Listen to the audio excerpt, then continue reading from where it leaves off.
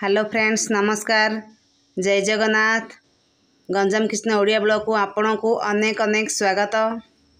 मु आज आपण मानक पई खूब अल्प समय रे प्रेशर कुकर चिकेन आउ आलूर झोल रेसिपी नहीं आसी।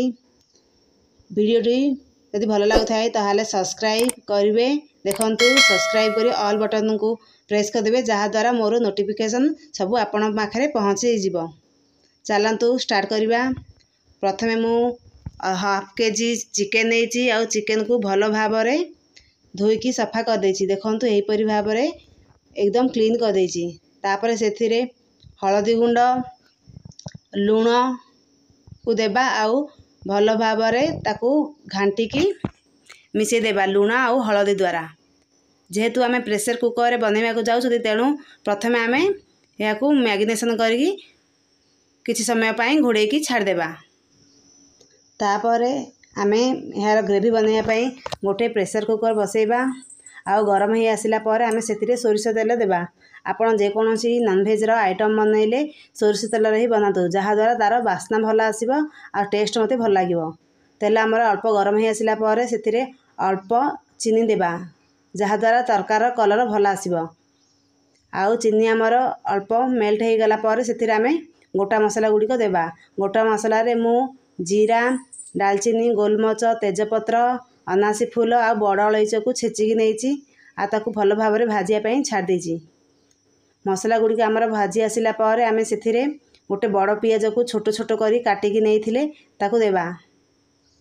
आ ताकू पुणी आमे कलर चेंज हेबा पर्यंत आउ सिजिया पर्यंत ताकू भल भाव भाजिबा।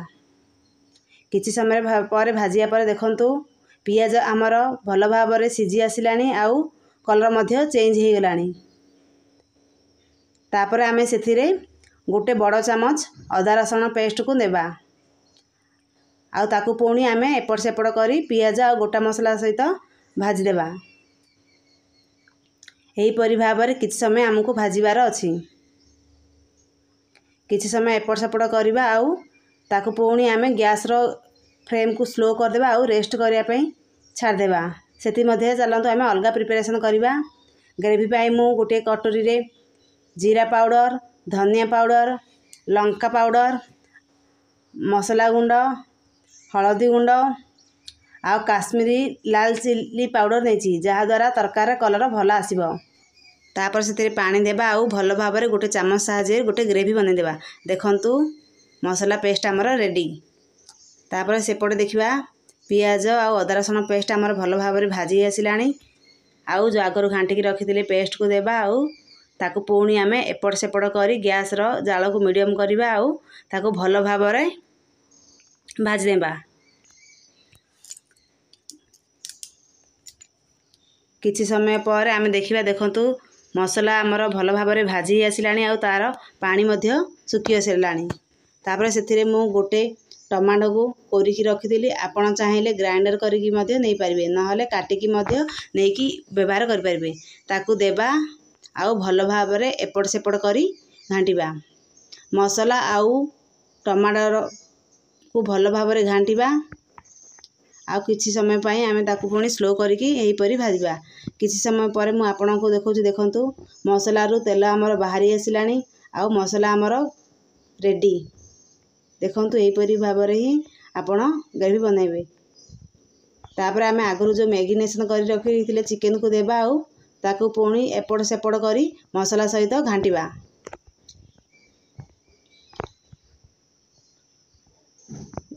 मझिर मझिर घांटिबा आउ ताकू पुणी मझिर छाड़ देथुबा। गैस र फ्लेम को स्लो करिकी आमे भाजिबा। स्पीड कर देबे जदी ताहारे तळाडू चिकेन पोड़ी जिवो। किछि समय एपट सेपट करी भाजिबा आउ ऊपर घोड़णी रखिकी किछि समय आमे ताकू छाड़िबा। किछि सेकेंड पर मु देखौछि देखंतु चिकेन आउ मसला हमर भल भाव मिसी आसिलानी आउ चिकेन मध्य अल्प सिझी गलानी। ए स्टेज रे मु गोटे आलू को छाणी रखिथिली ताकू देइछि। जेहेतु चिकेन आउ मटन हो ସେଥିରେ ଆଳୁ न ପଡ଼ିଲେ ଭଲ ଲାଗେନି, ତେଣୁ ମୁଁ ଗୋଟା ଆଳୁକୁ ଛାଣିକି ରଖିଥିଲି ତାକୁ ଦେଇଛି। ଆଉ ସେଥିରେ ଆବଶ୍ୟକ ଅନୁଯାୟୀ ଲୁଣ ଦେଇଛି। ଯେହେତୁ ଆମେ ଚିକେନରେ ଲୁଣ ନେଇଥିଲେ, ତେଣୁ ତାକୁ ଆପଣ ଦେଖିକି ହିଁ ସ୍ୱାଦ ଅନୁସାରେ ନେବେ। ଆଉ ଭଲ ଭାବରେ ଏପଟ ସେପଟ କରି ଘାଣ୍ଟି ଦେବା, ଯାହାଦ୍ୱାରା ଲୁଣ ଭଲ ଭାବରେ ମିଶିଯିବ। କିଛି ସେକେଣ୍ଡ ପାଇଁ ଆମକୁ ଭାଜିବାର ଅଛି। ଭାଜି ସାରିଲା ପରେ ଆମେ ସେଥିରେ ପାଣି ଦେବା। ଦେଖନ୍ତୁ ଭଲ ଭାବରେ ପାଣି ଦେବା ଆଉ ତାକୁ ପୁଣି ଏପଟ ସେପଟ କରି ଘାଣ୍ଟି ଦେବା। ଘାଣ୍ଟିଲା ପରେ ଆମେ ତାକୁ କିଛି ସମୟ ଫୁଟିବା ପାଇଁ ଛାଡ଼ିଦେବା ଆଉ ଗ୍ୟାସର ଫ୍ଲେମ୍କୁ ସ୍ପିଡ୍ କରିବା। କିଛି ସମୟ ପରେ ମୁଁ ଆପଣମାନଙ୍କୁ ଦେଖାଉଛି, ଦେଖନ୍ତୁ ଫୁଟି ଆସିଲାଣି। ତାପରେ ଆମେ ତା ଘୋଡ଼ଣୀକୁ ବନ୍ଦ କରିଦେବା ଆଉ ଗ୍ୟାସର ଫ୍ଲେମ୍କୁ ମିଡ଼ିୟମ୍ କରିକି ତାକୁ 2ଟା ହୁଇସିଲ୍ ଆସିବା ପର୍ଯ୍ୟନ୍ତ ଛାଡ଼ିଦେବା। ଦେଖନ୍ତୁ ପ୍ରଥମ ହୁଇସିଲ୍ ଆମର ଆସିଯାଇଛି। କିଛି ସମୟ ପରେ 2 ନମ୍ବର ହୁଇସିଲ୍ ମଧ୍ୟ ଆସିଯିବ। ଦେଖନ୍ତୁ ଆସିଗଲା। ତାପରେ ଆମେ ଗ୍ୟାସକୁ ବନ୍ଦ କରିଦେବା ଆଉ ତାର ଗ୍ୟାସ୍ ଯିବା ପର୍ଯ୍ୟନ୍ତ ତାକୁ ତଳକୁ ବାହାର କରିନେବା। କିଛି ସମୟ ପରେ ମୁଁ ଆପଣମାନଙ୍କୁ ଦେଖାଉଛି, ଦେଖନ୍ତୁ ଗ୍ୟାସର ହାୱା ପଳେଇଲାଣି ଆଉ ତାର ଢକ୍କନ ବାହାର କରି ଦେଖାଉଛି। ଦେଖନ୍ତୁ ଚିକେନ ତରକାରୀର କଲର୍ କେମିତି ଆସିଛି। ଆଉ ସେଥିରେ ଧନିଆ ପତ୍ର ଟିକେ ଆଉ ଚିକେନ ମସଲା ଦେବା ଆଉ ତାକୁ ପୁଣି ଆମେ ଏପଟ ସେପଟ କରି ଘାଣ୍ଟି ଦେବା। ଚିକେନ ଆଳୁ ଝୋଳ ଆମର ରେଡ଼ି। ଖୁବ୍ କମ୍ ସମୟରେ ହେଇଗଲା। ମାତ୍ର 15-20 ମିନିଟ୍ରେ ଚିକେନ ତରକାରୀ ଆମର ରେଡ଼ି। ତେଣୁ ଆପଣ ଏହାକୁ ଟାଇମ୍ ନଥିଲେ ପ୍ରେସର କୁକରରେ ବନାନ୍ତୁ ଆଉ ମୋତେ କୁହନ୍ତୁ ଆପଣଙ୍କର ଚିକେନ ତରକାରୀ କେମିତି ବନିଲା। ଭିଡ଼ିଓଟି ଭଲ ଲାଗୁଥିଲେ ତାହେଲେ ଲାଇକ୍, ସେୟାର ଆଉ ସବସ୍କ୍ରାଇବ୍ କରିବାକୁ ଜମାରୁ ଭୁଲିବେନି।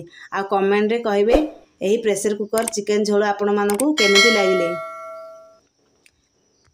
ଦେଖନ୍ତୁ ଯେପରି କଲର୍ ଥିଲା ଆଉ ଖାଇବାକୁ ମଧ୍ୟ ଟେଷ୍ଟି ଥିଲା। ଏହାକୁ ଆପଣମାନେ ବନାନ୍ତୁ ଆଉ ମଜା ନିଅନ୍ତୁ। ରହିଲି ଫ୍ରେଣ୍ଡସ୍, ଜୟ ଜଗନ୍ନାଥ।